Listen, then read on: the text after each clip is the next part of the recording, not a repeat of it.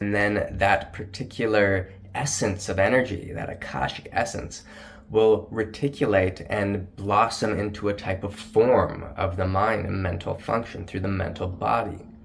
This will then have the opportunity through the mental astral matrix to move through into the astral energies and feeling expressions of the body, and then into form itself, where we start getting into the actual chemical changes and then as expressed out into the environment.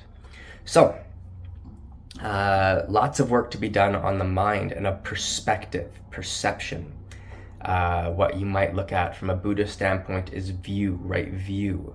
Because how we perceive things in the mental body will alter and change the astral makeup. Okay? And this is where we get into further cultivation of this thing. It's very common, this thing that's us. It's very common when we start pursuing magical paths or spiritual paths that work with energy use, that we stop or set aside the importance of the cultivation of this thing that's us, cultivation of the mind makeup itself, of the thoughts that we have, of the emotions that we have. This is so important to higher work. So we want to make sure we don't ignore that. So even mentioned here in this intro are beings of the elements, qualities of the elements when it comes to the mental expression, the spiritual expression. There's a discussion of religion in this introduction. And this is important, very important, because this leads us into the chat here about freedom. Okay, so the religion side of things, where we become, missionaries for different types of expression. There are reflections to and truths within all systems. There are also faults within all systems, blind spots and holes within all systems. So part of this particular type of exploration, when we move, this is an initiation. Initial is first, right? We write our initials. Initials are to the first, right? And the initial or initiation is the transition typically between the disciple mindset, which lives within boundaries of disciplines, right? And of systems and forms of systems, which get often deified, and there's all kinds of religious type of stuff that blossoms out of that. This is religious thinking, which is dual, from where most people are going to be accessing those particular systems from.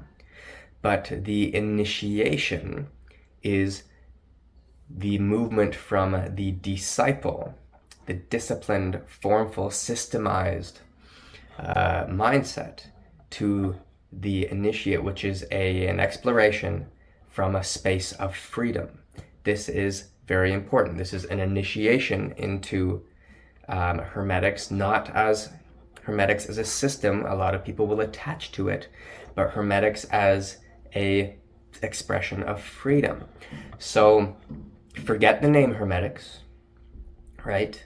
And look at it as merely freedom.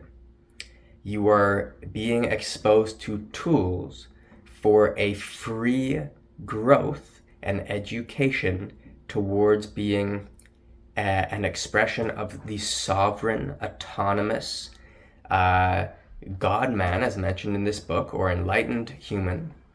Okay, that interplay between sovereignty and unity.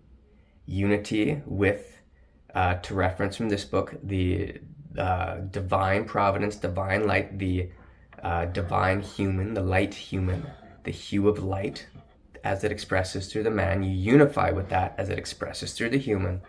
And this allows for a sovereign, autonomous expression of that light.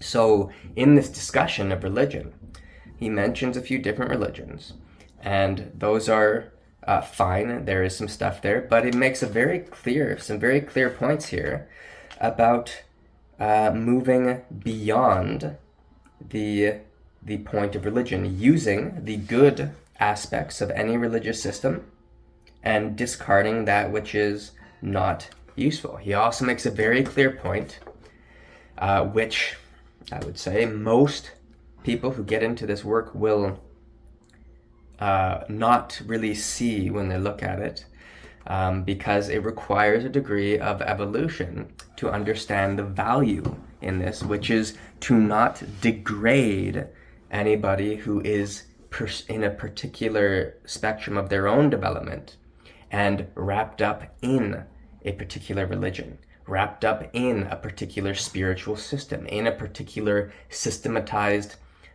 form or scaffolding, which acts as a lifeboat for a period of time during an individual's evolution.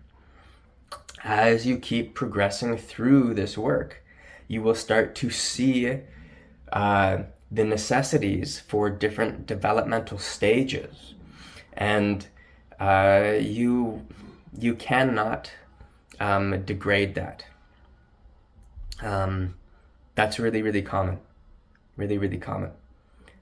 So even in the very beginning of this book, the openness of mind. Now, if you jump onto any Hermetics forum or any Taoist forum or really any forum of anything, you will find a like 99% plus of everything that's said is from the perspective of we're the best, I'm the best, this system's the best.